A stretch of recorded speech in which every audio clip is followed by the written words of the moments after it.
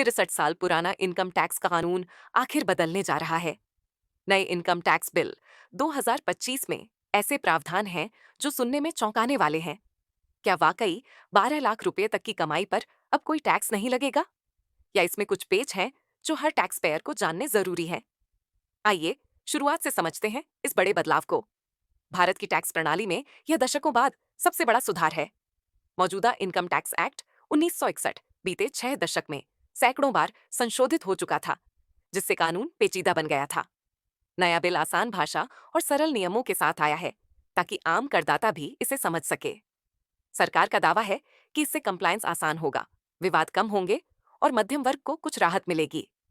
ये बिल लोकसभा से पास हो चुका है और जल्द कानून बनकर हर करदाता की जेब पर असर डालेगा। इसलिए इसका जानना हर सैलरी अर्जक, व्यापारी और रिटायरी के लिए अहम है। आजादी के बाद भारत ने आयकर अधिनियम 1961 लागू किया था, जो 1961 से अब तक चला आ रहा है। लेकिन 60 से अधिक साल में अर्थव्यवस्था और टैक्स के तरीकों में भारी बदलाव आ गए हैं। डिजिटल लेन देन, नई इनकम सोर्स जैसे क्रिप्टोकरेंसी और अनगिनत संशोधन ने पुराने कानून को जटिल बना दिया। कई सालों से एक नए डायरेक्ट टैक्स कोड या नए आयकर कानून की मांग हो रही थी। 2023 से 24 में सरकार ने इस दिशा में कदम बढ़ाया। वित्त मंत्री निर्मला सीतारमण ने फरवरी 2025 में संसद में नया इनकम टैक्स बिल पेश किया, जिसका मकसद 1961 के कानून को पूरी तरह रिप्लेस करना था। इस बिल को समीक्षा के लिए संसद की सेलेक्ट कमेटी के पास भेजा गया, ताकि सभी पक्षों से सुझाव लिए जा सकें। कमेटी ने सैकड़ों सिफारिशें दी, जिनमें भाषा को सरल करना, कुछ विवादित प्रावधान बदलना शामिल था। 13 फरवरी 2025 नया आयकर विधेयक पहली बार लोकसभा में पेश हुआ और समीक्षा हेतु चुनिंदा सांसदों की समिति सेलेक्ट कमेटी को भेजा गया। 21 जुलाई 2025 कमेटी ने अपनी रिपोर्ट सौंप दी, जिसमें करीब 285 सिफारिशें थीं। 8 अगस्त 2025 सरकार ने शुरुआती ड्राफ्ट बिल को संसद से वापस ले लिया, ताकि संशोधन शामिल कर सके। पहला ड्राफ्ट वापस लेने का एक कारण भाषा और कानूनी अलाइनमेंट में सुधार बताया गया। 11 अगस्त 2025 संशोधित आयकर नंबर 2 बिल 2025 लोकसभा में दोबारा पेश हुआ और उसी दिन पारित भी हो गया। ये बिल उसी दिन लोकसभा में बहस कम और हंगामे के बीच पास हुआ, क्योंकि मॉनसून सत्र काफी हंगामेदार चल रहा था। बिल राज्यसभा में जाएगा, जहां पास होने की संभावना है, और फिर राष्ट्रपति की मंजूरी के बाद यह कानून बन जाएगा। हालांकि इसमें लागू होने की तारीख आगे रखी गई है, ताकि सभी को तैयारी का समय मिले। 1 अप्रैल 2026 से इसे प्रभावी करने का लक्ष्य है। अब सबसे जरूरी, इस नए बिल में आखिर क्या-क्या बदलेगा और आम करदाताओं के लिए क्या नई बातें हैं। नए कानून की भाषा पुराने कानून से काफी सरल रखी गई है। जटिल कानूनी शब्दों को आसान शब्दों से बदला गया है, ताकि कॉमन मैन भी इसे पढ़कर समझ सके। सेक्शन, धाराओं की कुल संख्या भी 800 से घटाकर 536 सेक्शन कर दी गई है और उन्हें ज्यादा तार्किक क्रम में रखा गया है। मतलब कानून का स्ट्रक्चर अब पहले से ज्यादा साफ सुथरा होगा, जिससे रेफरेंस ढूंढना आसान होगा। अभी तक हम आकलन वर्ष, असेसमेंट ईयर और पूर्ववर्ती वर्ष, प्रीवियस ईयर जैसे शब्दों से उलझते थे। नए बिल में इन्हें हटाकर सिर्फ एक सरल शब्द टैक्स वर्ष का प्रयोग होगा। इससे वित्त वर्ष और आकलन वर्ष की भ्रमित करने वाली गणनाओं से छुटकारा मिलेगा। नया कानून मौजूदा न्यू टैक्स रिजीम को आधार बनाता है और उसमें कुछ संशोधन करता है। टैक्स स्लैब को और प्रोग्रेसिव बनाया गया है, ताकि मध्यम वर्गीय आय पर कम टैक्स पड़े। 0 से 4 लाख वार्षिक आय पर कोई टैक्स नहीं। छूट सीमा बढ़ाकर 4 लाख, जो पहले 2,50,000 से 3 लाख तक थी। 4 से 8 लाख पर 5% की दर से टैक्स। 8 से 12 लाख पर 10% की दर से टैक्स। 12 से 16 लाख पर 15% टैक्स। 16 से 20 लाख पर 20% टैक्स। 24 लाख पर 25% टैक्स। 24 लाख से ऊपर की आय पर 30% की अधिकतम टैक्स दर लगेगी। नए बिल में सेक्शन 87A के तहत मिलने वाली टैक्स रिबेट को बढ़ाया गया है। अभी तक 5 लाख तक की आय पर टैक्स पूरी तरह माफ हो जाता था, 12,500 रुपए तक की रिबेट। अब एक तपरीकरण रिबेट प्रणाली लाई गई है। इसमें इनकम बढ़ने के साथ छूट धीरे धीरे कम होती जाएगी।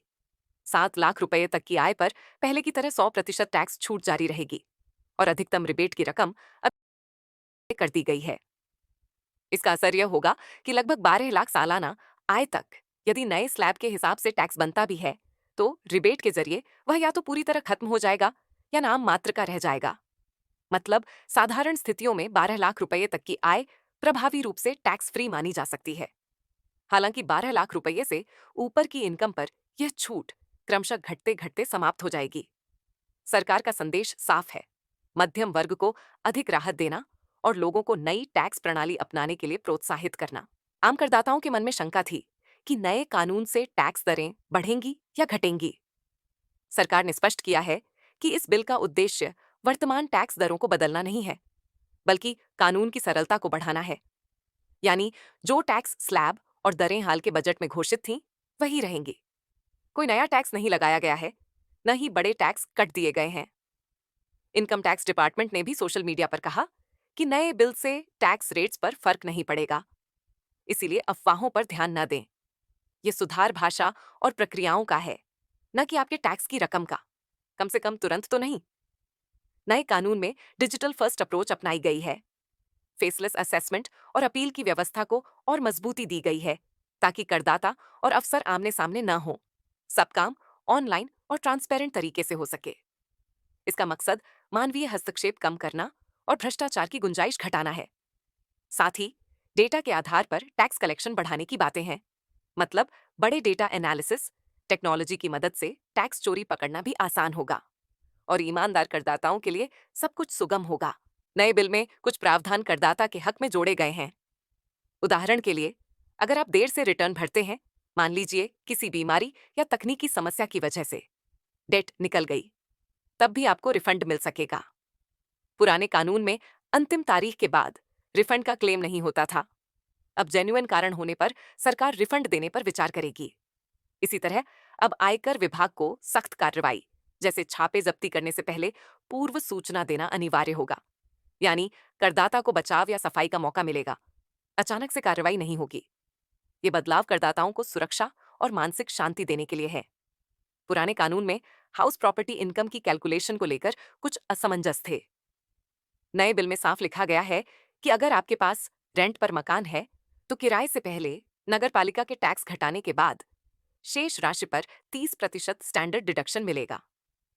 यह सुविधा पहले भी थी, अब भाषा स्पष्ट कर दी गई है। अंडर कंस्ट्रक्शन प्रॉपर्टी पर लोन का ब्याज की कटौती का भी स्पष्ट प्रावधान है। अब 5 बराबर किश्तों में आप उस ब्याज को खुद के रह रहे घर और किराए पर दिए घर दोनों ही स्थितियों में क्लेम कर सकते हैं। पहले किराए पर दिए गए घर के लिए कुछ उलझन थी, जिसे दूर किया गया है। साथ ही फ्लैट दुकान खाली रहने पर काल्पनिक किराया गिनने के नियम को नरम किया गया है। यदि कोई कमर्शियल प्रॉपर्टी अस्थायी तौर पर खाली है, तो उस अवधि के लिए अब उस पर नॉशनल रेंट टैक्स नहीं लगेगा। कुल मिलाकर प्रॉपर्टी ओनर्स के लिए टैक्स नियम ज्यादा ट्रांसपेरेंट हो गए हैं। नए कानून में एक महत्वपूर्ण बदलाव कम्यूटेड पेंशन, एकमुश्त पेंशन राशि को लेकर है। अब यदि आपने कुछ विशेष पेंशन फंड्स जैसे LIC जीवन पेंशन फंड आदि जो अनुसूची 7 में सूचीबद्ध है से एक साथ पेंशन की रकम ली है, तो पूरी राशि टैक्स फ्री होगी। पहले यह छूट सिर्फ सरकारी नौकरी वाली पेंशन के कम्यूटेशन पर स्पष्ट थी। अब गैर कर्मचारी जिन्होंने खुद कोई पेंशन योजना ले रखी थी, उनको भी पूरा लाभ मिलेगा। यह उन रिटायर्स के लिए राहत है जो प्राइवेट पेंशन फंड्स में निवेश करते हैं। व्यवसाय और प्रोफेशनल के लिए प्रेजम्पटिव टैक्सेशन स्कीम अनुमानित कर योजना की सीमा बढ़ाई गई है। अब सालाना 2 करोड़ तक टर्नओवर वाले बिजनेस और 75 लाख तक टर्नओवर वाले प्रोफेशनल के लिए यह सीमा बढ़ाई गई है। तक प्राप्तियों वाले प्रोफेशनल्स, डॉक्टर, फ्रीलांसर आदि आसानी से प्रेजम्पटिव स्कीम चुन सकेंगे, जहां एक अनुमानित लाभ घोषित करके उसी पर टैक्स भरते हैं। बुक्स की विस्तृत ऑडिट की जरूरत नहीं। इससे ज्यादा छोटे व्यापारियों को सुविधा होगी। हाँ, शर्त यह है कि अगर आप प्रेजम्पटिव स्कीम चुनते हैं, तो कम से कम 5 साल उस पर टिकना होगा। बीच में बंद करने पर फिर नियमित ऑडिट नियम लागू होंगे। इसके अलावा MSME की परिभाषा को आयकर कानून में अब आधिकारिक MSME एक्ट की परिभाषा से मैच कर दिया गया है। यानी निवेश और टर्नओवर के आधार पर जो सरकारी परिभाषा MSME की है, वही टैक्स प्रयोजनों में भी मानी जाएगी, जिससे भ्रम दूर होगा। पुराने कानून में क्रिप्टोकरेंसी जैसे डिजिटल एसेट्स का जिक्र नहीं था, क्योंकि 1961 में कल्पना भी नहीं थी। नए बिल में पहली बार इन्हें स्पष्ट रूप से परिभाषित कर टैक्स के दायरे में रखा गया है। सरकार पहले ही क्रिप्टो पर 30% टैक्स और टीडीएस का प्रावधान लाई थी। अब नए कानून में इन डिजिटल एसेट्स को कैपिटल गेन्स के चैप्टर में शामिल किया गया है। मतलब डिजिटल करेंसी, एनएफटी आदि पर टैक्स नियम बिल्कुल साफ होंगे और इनसे हुई कमाई पर सरकार नजर रखेगी। क्रिप्टो निवेशकों के लिए यह महत्वपूर्ण है। अब कोई ग्रे एरिया नहीं रहा। प्रारंभिक ड्राफ्ट में धार्मिक एवं चैरिटेबल ट्रस्टों पर अनाम दान, अनोनिमस डोनेशन को लेकर कड़ा रुख था।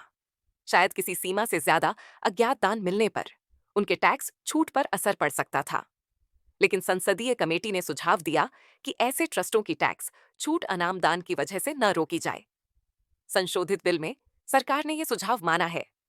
अब किसी एनजीओ ट्रस्ट को मिलने वाले गुमनाम दान की एक सीमा तक अनुमति होगी और इसके कारण उनकी धारा 80 जी आदि की पात्रता खत्म नहीं होगी, जब तक वे नियमों के भीतर हैं। इसके अलावा पिछले ड्राफ्ट में ट्रस्टों को पूंजीगत लाभ, कैपिटल गेन, तुरंत खर्च न करने देने जैसी पाबंदी थी, जिसे भी हटा लिया गया है। यानी ट्रस्ट पुराने नियम की तरह अपनी संपत्ति बेचकर मिले फंड अगले साल तक खर्च कर सकेंगे और टैक्स छूट ले सकेंगे। ये चैरिटेबल सेक्टर के लिए राहत है ताकि वे लचीले ढंग से फंड इस्तेमाल कर पाएं। एक तकनीकी लेकिन अहम बदलाव। पहले ड्राफ्ट में लिमिटेड लाइबिलिटी पार्टनरशिप एलएलपी पर अल्टरनेट मिनिमम टैक्स एएमटी लगाने का प्रस्ताव था। यानी कुछ बड़ी कटौतियां लेने पर भी कम से कम 18 से 20% टैक्स देना पड़े। कई विशेषज्ञों ने इसका विरोध किया क्योंकि पारंपरिक पार्टनरशिप फर्म पर एएमटी नहीं लगता। सरकार ने फीडबैक सुना और संशोधित बिल में एलएलपी पर एएमटी पूरी तरह हटा दिया है। इस सुधार से एलएलपी को बड़ी राहत मिलेगी और यह पुराने ड्राफ्ट की गलती सुधारी गई है। इसी तरह ट्रांसफर प्राइसिंग से जुड़े नियम, जिनसे बहुराष्ट्रीय कंपनियों के बीच लेन देन पर टैक्स निर्धारित होता है, में भी डील दी गई है।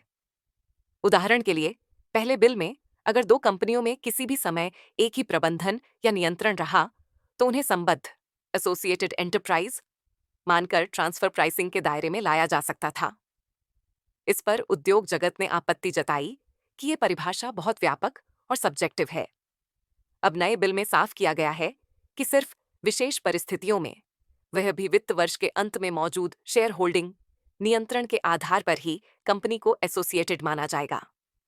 इससे अनावश्यक मुकदमेबाजी और अस्पष्टता कम होगी।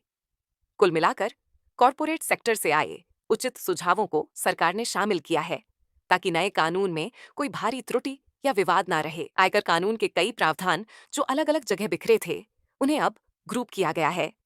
जैसे टीडीएस टीसीएस संबंधी नियमों को लॉजिकल ग्रुपिंग दी गई है ताकि सब एक क्रम में पढ़े जा सकें। टैक्स से जुड़े तकनीकी शब्दों की परिभाषा अपडेट की गई है, जैसे NPA, non performing asset, parent company आदि को स्पष्ट तरीके से परिभाषित किया है। नियम 80 इंटर कॉर्पोरेट डिविडेंड छूट को प्रारंभिक बिल में हटा दिया गया था, जिससे कंपनियों को होल्डिंग सब्सिडरी के लाभांश पर दोहरी कराधान में छूट नहीं मिलती। जानकारों के अनुसार फाइनल बिल में भी 80 को हटाया गया ही रखा गया है, जिससे कॉर्पोरेट ग्रुप्स को थोड़ा टैक्स नुकसान हो सकता है। इसके अलावा यदि किसी करदाता से अनजाने में कोई गैर अनुपालन नॉन कंप्लायंस हो जाता है तो दंड माफ करने का प्रावधान रखा गया है, बशर्ते गलती जानबूझकर न की गई हो। और नील टीडीएस प्रमाण पत्र की सुविधा दी गई है, यानी जिन लोगों की आय कर मुक्त है वे पहले से इनकम टैक्स विभाग से सर्टिफिकेट ले सकेंगे ताकि बैंक, अन्य संस्थान उनके भुगतान पर टीडीएस न काटें। उदाहरण के तौर पर वरिष्ठ नागरिक जिनकी आय कर सीमा से कम है, वे एडवांस में यह प्रमाण दिखाकर ब्याज पर टीडीएस कटने से बच सकते हैं। संक्षेप में कहें तो नया बिल पुराने कानून की अच्छाइयों को तो बरकरार रखता है, लेकिन जहां जहां दिक्कतें थीं या जमाना बदल गया था, वहां सुधार लाता है। नए इनकम टैक्स बिल के असर को कई कोणों से देखा जा सकता है। साधारण करदाता के लिए सबसे बड़ा फायदा यह बताया जा रहा है कि कानून समझने में आसान होगा। पहले टैक्स कानून इतना जटिल था कि आम आदमी को चार्टर्ड अकाउंटेंट की शरण में जाना पड़ता था। अब अपेक्षा की जा रही है कि साधारण आय वाले व्यक्ति खुद भी कानून की मूल बातें समझ सकेंगे, जैसे टैक्स ईयर, सकल आय, कटौतियां आदि को सहज हिंदी, आसान अंग्रेजी में पढ़ पाएंगे। इससे शिकायतें कम होंगी और लोग अपने अधिकार व छूटें बेहतर जान सकेंगे। मध्यम वर्ग को नए प्रावधानों से तत्काल टैक्स बचत तो नहीं मिली है, क्योंकि स्लैब दर वही है, लेकिन 7 से 12 लाख आय वाले जरूर एक बड़े संभावित लाभ की ओर देख रहे हैं। यदि वे नई सरल टैक्स प्रणाली अपनाते हैं, तो 12 लाख तक लगभग कर मुक्त स्थिति पा सकते हैं। यह उन बहुत से सैलरीड और मिडिल क्लास परिवारों के लिए सुकून की बात है, जिनकी आय इस रेंज में है। इसका लंबे समय में यह मतलब होगा कि सरकार पुरानी छूट वाली व्यवस्था, जहां इनकम से कई तरह की कटौतियां निकालते थे, को धीरे धीरे अप्रासंगिक कर रही है, क्योंकि नए रिजीम में सीधे कम दर और रिबेट देकर बिना झंझट टैक्स भरने का विकल्प ज्यादा आकर्षक बनाया जा रहा है। आगे चलकर संभव है कि पुरानी और नई दोहरी व्यवस्था को खत्म कर एक ही सरल सिस्टम रहे। फिलहाल तो विकल्प है, लेकिन स्पष्ट है कि सरकार का झुकाव नए सिस्टम की ओर है। विशेषज्ञों का मानना है कि टैक्स दरों में कोई बदलाव नहीं है। सरकार के राजस्व संग्रह पर इस नए कानून से तुरंत कोई नकारात्मक असर नहीं पड़ेगा। ये राजस्व तटस्थ, रेवेन्यू न्यूट्रल कदम है। लक्ष्य है प्रक्रिया सुधारना, न कि टैक्स कम ज्यादा करना। हाँ, भविष्य में यदि ज्यादा लोग नई रिबेट का लाभ लेकर कम टैक्स देंगे, तो सरकार को इसे संभालने के लिए अधिक लोगों को टैक्स दायरे में लाना होगा, या अर्थव्यवस्था के बढ़ने से उसकी भरपाई होगी। सरकार उम्मीद कर रही है कि आसान कानून और डिजिटल सुविधाओं से टैक्स बेस बढ़ेगा, यानी ज्यादा लोग रिटर्न भरेंगे, कम लोग टैक्स छुपाएंगे। अगर ऐसा हुआ तो विन विन स्थिति होगी। करदाताओं पर बोझ कम और सरकार को कर वसूली भी बढ़िया। दिलचस्प यह है कि इस बिल पर राजनीतिक पार्टियों में विशेष मतभेद नहीं दिखा। विपक्ष का मुख्य विरोध संसद में अन्य मुद्दों पर था। खुद इस बिल का ज्यादातर कंटेंट सर्वसम्मति से आया, क्योंकि सेलेक्ट कमेटी में सभी दलों के सदस्य थे और उनकी सलाहें शामिल की गईं। हालांकि कुछ लोग आलोचना करते हैं कि इतने अहम विधेयक को संसद में बिना विस्तृत चर्चा के पास कर दिया गया। अधिकतर सुझाव कमेटी स्तर पर ही फाइनल कर लिए गए। ये सही है कि प्रोसीजर के हिसाब से डिबेट कम हुई, लेकिन कुल मिलाकर जो अंतिम बिल निकला, उस पर विशेषज्ञों की प्रतिक्रिया सकारात्मक रही है। कर विशेषज्ञ कहते हैं कि ज्यादातर बड़ी चिंताएं दूर कर दी गई हैं, जैसे ईएमटी, ट्रस्ट, प्रॉपर्टी आदि मुद्दों पर सरकार ने लचीलापन दिखाया। फिर भी किसी भी नए कानून की असली परीक्षा उसके लागू होने पर होती है। नए बिल के लागू होने के बाद शुरुआती कुछ साल ट्रांजिशन फेज रहेंगे। इनकम टैक्स डिपार्टमेंट को अपने पोर्टल, फॉर्म, सॉफ्टवेयर और अफसरों को नए सेक्शन नंबर और प्रावधानों पर ट्रेन करना होगा। करदाताओं को भी पहले जहां वे सेक्शन 80C, 80D, 24B वगैरह जानते थे, अब नए कानून में उनकी कटौती किस सेक्शन में गई है, ये समझना होगा। हालांकि मूल सुविधाएं बनी रहेंगी, नाम या स्थान बदल सकता है। कोर्ट कचहरी में पुराने कानून पर जो मिसालें, प्रेसिडेंट्स सेट थीं, उन्हें नए कानून की भाषा के अनुरूप दोबारा संदर्भित करना पड़ेगा। यानी शुरुआत में कुछ भ्रम संभव है, लेकिन लंबे दौर में जब सब अभ्यस्त हो जाएंगे तो लाभ दिखेगा। हर बदलाव कुछ चुनौतियां भी लेकर आता है। सबसे बड़ी चुनौती होगी करोड़ों करदाताओं और हजारों कर पेशेवरों को इस नए कानून की बारीकियां समझाना। भारत जैसे देश में जागरूकता की कमी से अच्छी नीतियां भी जमीन पर असर नहीं दिखा पाती। सरकार को अगले 1-1.5 साल में व्यापक जागरूकता अभियान चलाना होगा। Seminar, online guide, help desk, ताकि लोग नए प्रावधानों से अच्छी तरह परिचित हो जाएं। आईटी विभाग को अपने पोर्टल और प्रक्रियाओं में बदलाव करने होंगे, लेकिन अच्छी बात यह है कि उन्हें भी 2026 तक का समय दिया गया है। दूसरी चुनौती ट्रांजिशन की है। 1961 के एक्ट के तहत जारी केस, नोटिस, छूट आदि नए कानून में कैसे कैरी फॉरवर्ड होंगे, इसके लिए नियम बनाने होंगे। सरकार आश्वस्त करेगी कि करदाता को कोई अधिकार छूट नए सिस्टम में छूट ना जाए। अब आखिर में कुछ काम की बातें जो इस पूरे बदलाव से आपको निकालनी चाहिए। अगर आप 7 से 15 लाख या उससे ऊपर की आय श्रेणी में हैं, तो नए टैक्स स्लैब और रिबेट के हिसाब से कैलकुलेशन करके देखिए। संभव है नई प्रणाली आपके लिए फायदेमंद हो, खासकर 2026 से लागू होने पर। अभी से वित्तीय साल 2025 से 26 के लिए योजना करें कि पुरानी छूट वाली व्यवस्था रखें या नए आसान स्लैब अपनाएं। कानून सरल बन रहा है, पर कंप्लायंस आपकी जिम्मेदारी है। समय पर आईटीआर दाखिल करें।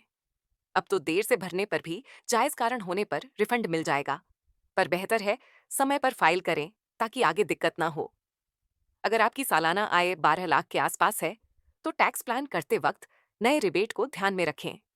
हो सकता है आपको टैक्स बचत निवेश 80सी वगैरह के चक्कर में न भी पड़ना पड़े और फिर भी कम टैक्स बने।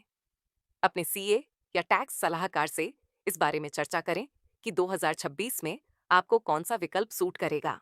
आयकर विभाग निल टीडीएस प्रमाण पत्र जैसी सुविधाएं देगा।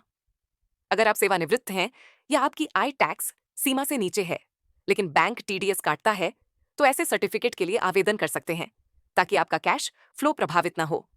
सब कुछ फेसलेस और ऑनलाइन होने जा रहा है। ई फाइलिंग, ई वेरिफिकेशन, ई प्रोसीडिंग्स को अपनाएं। ध्यान रखें, डिजिटल होने से सुविधा बढ़ेगी, पर सरकार की नजर भी आपकी आय पर ज्यादा होगी, तो सही आय घोषित करें और कोई आय छुपाएं नहीं। नए प्रावधान के तहत यदि किसी तकनीकी गड़बड़ या स्वास्थ्य समस्या की वजह से आपने लेट रिटर्न फाइल किया और रिफंड बनता है, तो आप विभाग से जरूर अनुरोध करें। अब कानूनी तौर पर रिफंड देने की गुंजाइश रखी गई है। अपने अधिकार के प्रति जागरूक रहें। 1961 के कानून से 2025 के कानून में शिफ्ट होना एक बड़ा परिवर्तन है। शुरुआती साल में कुछ तकनीकी उलझनें आ सकती हैं। ऐसे में संकोच न करें। अपने विश्वसनीय चार्टर्ड अकाउंटेंट या टैक्स एडवाइजर से नए नियमों पर चर्चा करें, खासकर अगर आपकी इनकम में कैपिटल गेन, बिजनेस, प्रॉपर्टी किराया आदि शामिल हैं। सरकार संभवतः नए कानून के बारे में गाइडलाइंस, एफएक्यू और जागरूकता कैंपेन चलाएगी। आयकर विभाग की वेबसाइट, सोशल मीडिया या न्यूज को फॉलो करें ताकि कोई महत्वपूर्ण सूचना मिस ना हो। याद रखें, जागरूक करदाता ही अपने फायदे उठा पाते हैं और गलतियों से बचते हैं। आखिर में, इनकम टैक्स बिल 2025 भारत के कर प्रणाली के लिए एक नया दौर शुरू करने जा रहा है। 65 साल पुराने ढांचे को बदलकर आधुनिक जरूरतों के मुताबिक ढालना निश्चित ही एक सराहनीय कदम है। करदाताओं का सरकार पर भरोसा बढ़ेगा अगर ये वादे जमीनी हकीकत में बदलते हैं, जैसे आसान भाषा, कम झंझट, तेज रिफंड। अब नजर इस पर है कि राज्यसभा और अन्य औपचारिकताएं पूरी होकर यह कानून लागू हो और वास्तव में लोगों को फायदा पहुंचाए। आपको क्या लगता है, क्या टैक्स सिस्टम सरल बनाने से लोग ज्यादा ईमानदारी से टैक्स भरेंगे? और क्या सरकार को टैक्स दरों में भी कटौती करनी चाहिए थी?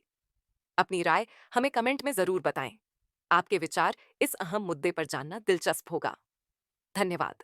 अगर इस बदलाव पर यह जानकारी आपको उपयोगी लगी, तो वीडियो को लाइक करें और दूसरों के साथ शेयर करें। ऐसे ही वित्तीय और समसामयिक मुद्दों पर सरल व्याख्या पाने के लिए चैनल को सब्सक्राइब करना न भूलें। अगली वीडियो में फिर मिलेंगे एक नए विषय के साथ। तब तक के लिए कमेंट में बताएं, नई टैक्स प्रणाली पर आपका क्या नजरिया है।